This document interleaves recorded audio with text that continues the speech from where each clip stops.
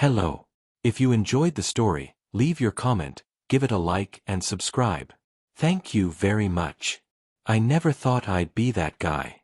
You know, the one who comes home early from a business trip only to find his world crumbling before his eyes. But there I was, standing in my own hallway at 2:47 a.m., watching my best friend Marcus quietly closing my bedroom door behind him. My heart stopped. Literally stopped. The sound of that door clicking shut echoed through the silence like a gunshot. Marcus froze when he saw me, his face going white as a sheet. We'd been friends since college.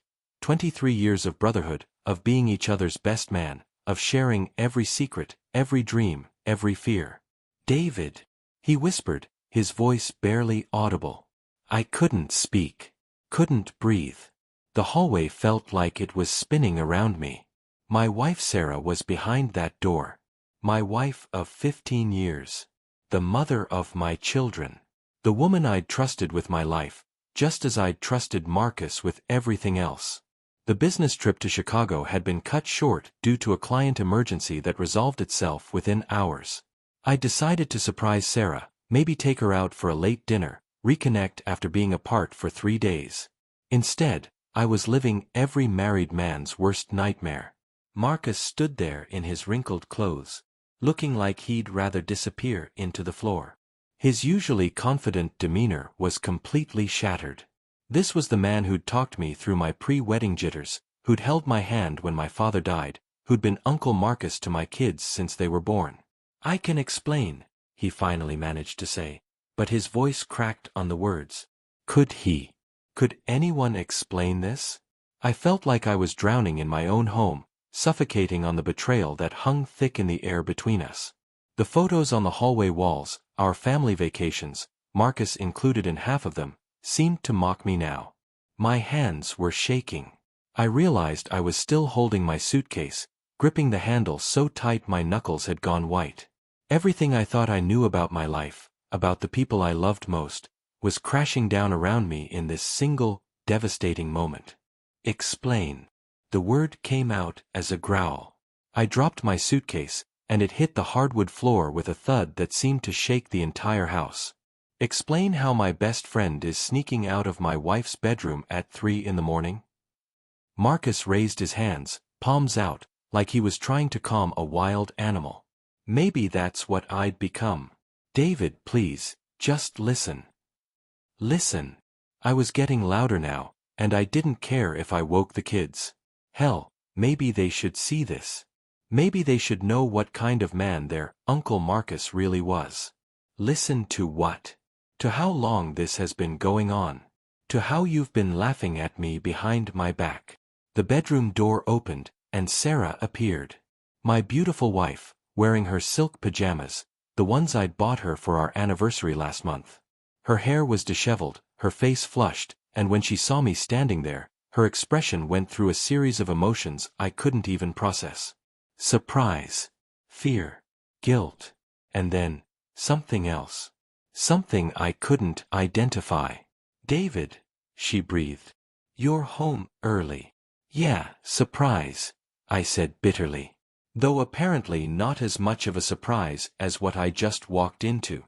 Sarah looked between Marcus and me, and I saw something pass between them. Some kind of silent communication that made my stomach turn. They had their own language now. Their own secrets. How long had I been the fool in this equation? Honey, please, Sarah started, stepping toward me. It's not what you think. I laughed, but there was no humor in it. It's not what I think. Really?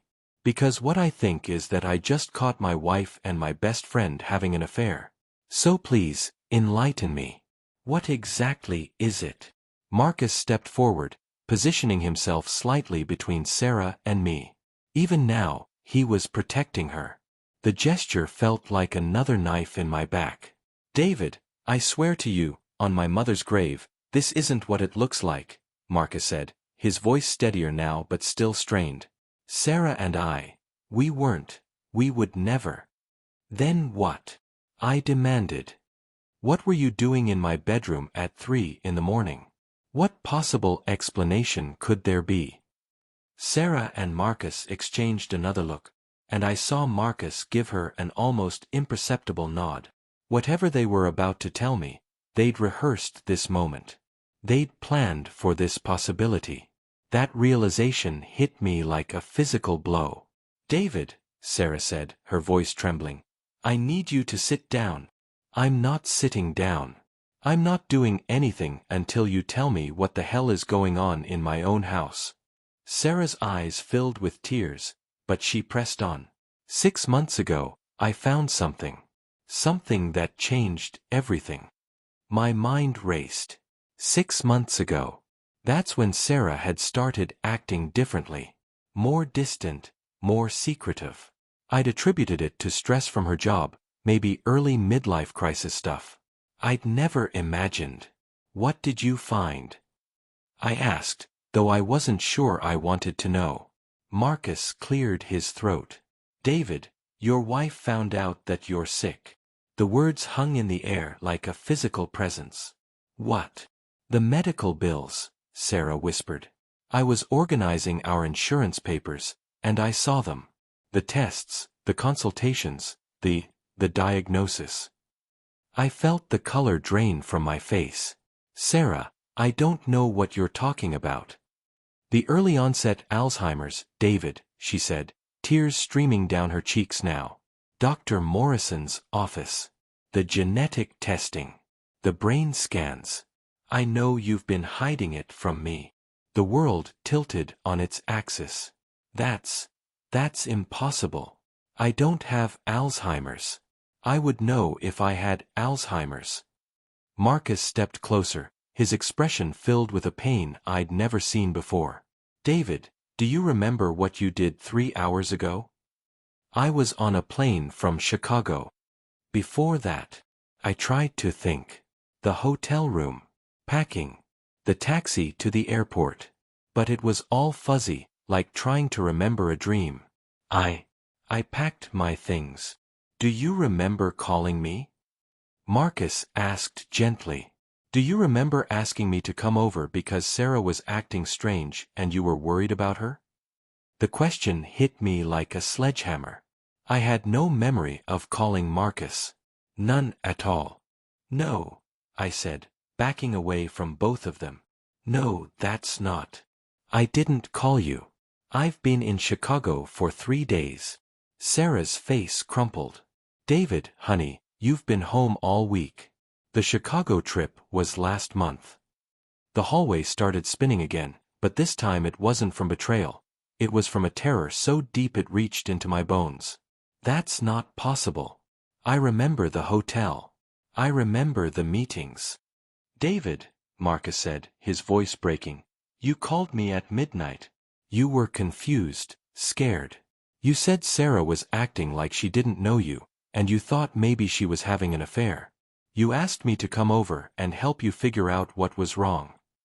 I shook my head violently. No, that didn't happen." "You've been having episodes," Sarah said, reaching for me. I flinched away from her touch. "Moments where you forget things, where you get confused about time and place. Dr. Morrison said it would get worse, that there would be periods where you'd seem completely normal, and then times like tonight," Marcus finished. "When you forget entire conversations, entire days." I looked around the hallway, really looked at it for the first time. My suitcase. Why had I been carrying a suitcase if I'd been home all week? I tried to remember packing it, but the memory felt manufactured, like something I'd imagined rather than lived. "The bedroom," I said suddenly. "Why were you coming out of our bedroom?" Sarah wiped her eyes. "Because you asked Marcus to help you set up the baby monitor." "What baby monitor?" "The one we've been using to make sure you're safe at night," Marcus explained. "You've been sleepwalking, David.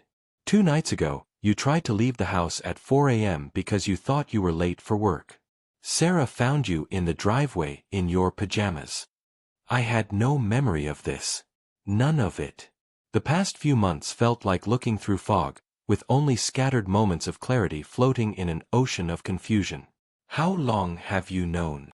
I whispered. I suspected something was wrong about a year ago, Sarah said. But I found the medical bills 6 months ago, and I confronted you about it. You broke down and told me everything. How you'd been hiding the symptoms, how you'd been seeing Dr. Morrison in secret, how you were terrified of losing yourself. But here's what you don't remember, David, Marcus said, tears now streaming down his own face. Here's the part that's going to leave you speechless. I braced myself for another devastating revelation, but nothing could have prepared me for what came next. You asked me to marry Sarah. The words hit me like a physical blow. What? Not now, Sarah said quickly. After. When you're no longer you anymore. You made Marcus promise that he would take care of me and the kids. You said you couldn't bear the thought of us being alone. I stared at them both, my mind reeling. That's insane. I would never. You were so scared, Marcus continued, his voice barely above a whisper. You said you'd rather lose your wife to your best friend than lose her to a stranger. You made me swear that when the time came, when you couldn't remember our names anymore, I would step in and be the husband and father you couldn't be. Sarah was sobbing now. You made us promise to fall in love, David. You said it was the only way you could face what was coming, knowing that your family would still be a family, even without you in it. The hallway was silent except for Sarah's quiet crying. I felt like I was floating outside my own body, watching this impossible scene unfold. And the most heartbreaking part, Marcus said, is that this is the 4th time we've had this exact conversation. You forget, David. Every few weeks, you forget that you know about the diagnosis, and we have to tell you all over again. Each time, you react exactly the same way. Each time, you think you've caught us in an affair. I sank to the floor, my legs no longer able to support me. 4 times. The first time was 3 months ago, Sarah said, kneeling beside me. You came home from a walk and found Marcus helping me move furniture in our bedroom. You were convinced we were having an affair. When we explained everything, you cried for hours. Then you made us promise again, that we would take care of each other when you couldn't. I looked up at both of them, these 2 people who loved me enough to carry out my own impossible request, and realized that the real betrayal wasn't theirs. It was my own mind's betrayal of everything I held dear. So you're not. I couldn't finish the sentence. We're not having an affair, David, Marcus said. We're just trying to honor the wishes of the man we both love more than anything in this world. Even if that man can't remember asking us to do it. The speechless moment stretched between us, heavy with love, loss, and the terrible weight of a future none of us had chosen, but all of us would face together.